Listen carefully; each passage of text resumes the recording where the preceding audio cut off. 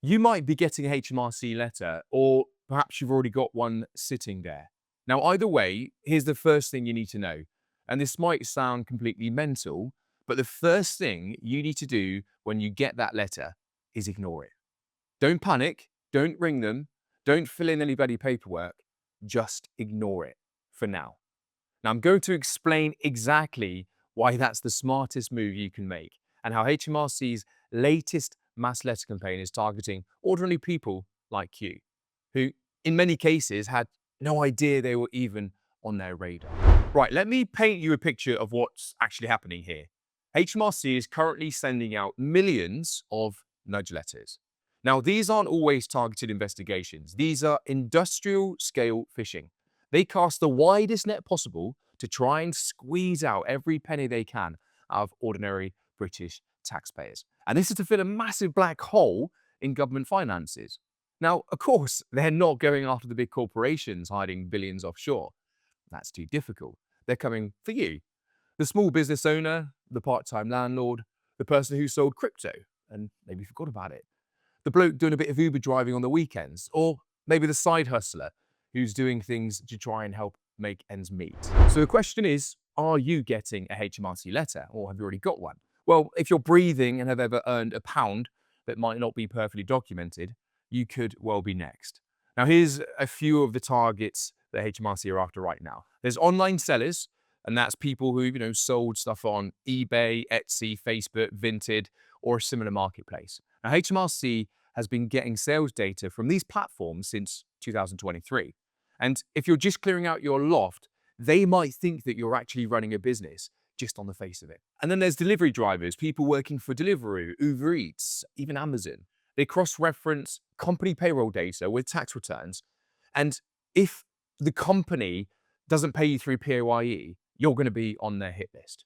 Then there's landlords, especially if you've got a property listed somewhere quite obvious like Airbnb or Booking.com, because since January 25, those platforms are legally required to hand over income data to HMRC. So if you've been renting out, a space, a spare room, holiday home without declaring it, they probably already know. And then there's crypto investors. HMRC's wealth unit is specifically targeting anyone they think has disposed of crypto assets without declaring the gains. They're getting data from exchanges like Coinbase, Binance, and Kraken. So if you've used any major platforms, they've got your records. And then there's anyone with foreign income. If you've got a bank account overseas, rental income from abroad, investment gains. Thanks to the common reporting standard, HMRC now gets automatic data from over 100 countries. They know about that overseas rental. So the reality of the situation is that HMRC has turned a large chunk of the British citizens into potential tax evaders. They're using AI and other sophisticated data matching to create guilt association. I bet you didn't know that they can cross-reference your land registry records with your bank statements, your tenancy deposit scheme lodgements, even your social media posts. They've got algorithms and AI now scanning for undeclared income like some dystopian nightmare. And whilst they're doing this to just ordinary working people, the real tax avoiders, the ones with offshore shell companies and complex avoidance schemes, they're barely being touched because it's easier to bully the individual online seller than to tackle Google's tax structure. This is like a David and Goliath kind of situation, except Dave is getting hit with tax investigations while Goliath pays just 2% corporation tax. Now, these letters are designed to try and make you panic. They arrive in brown envelopes with HMRC Revenue and Customs plastered across them, which we all know rarely means good news. They use phrases like, "We have information that suggests," and "you may face penalties." It's psychological warfare, basically. They want you scared, confused, and desperate to try and just make it go away. And they're counting on you to ring up and blurt out stuff that makes their job a lot easier. Now, I've seen this several times. I've had clients who, let's say, instead of seeking out help, first of all, they kind of panic. They've rang HMRC and within kind of 5 minutes have emitted lots of, let's say 3 years undeclared eBay earnings, giving them rough gross figures. And HMRC kind of uses this to build the case. And what people often miss is, these actually were a lot of personal items. And so then what could have just been, let's say, like a £500 situation and resolution, HMRC sends a estimate of 7 grand or something silly. So this is why you ignore the letter first. You need to take a breath. You need to get your house in order and then respond strategically. Before I go any further, if you're watching this and you've got one of these letters, or you are worried you might have one coming, I put together a comprehensive guide that walks you through exactly what to do. It covers everything from the initial assessment through to making disclosures, dealing with the penalty system, and negotiating with HMRC. You can download it for free using the link in the description. It will save you, most likely, from some costly mistakes that I see people make every week. Now, moving on, and coming back to what might sound counterintuitive, but here's why ignoring that letter initially is the smartest move. So the first thing is, there's often, in several cases, no legal requirement to respond to a nudge letter, despite what they might want you to think. Some of these letters aren't formal investigations yet. They are fishing expeditions. The second thing is, responding immediately, as I've touched on, often leads to admissions you didn't need to make. And I have known people who have volunteered information about random income streams that HMRC just wouldn't know existed. And there's no warrant in HMRC even looking into. The third thing is, you need time to get your records straight in most cases, because you might have messy books. You may be unaware that you're even on the radar of doing anything wrong. So responding quickly just gives them ammunition. But the thing that is crucial is ignoring it doesn't mean doing nothing. You just need to use that time strategically.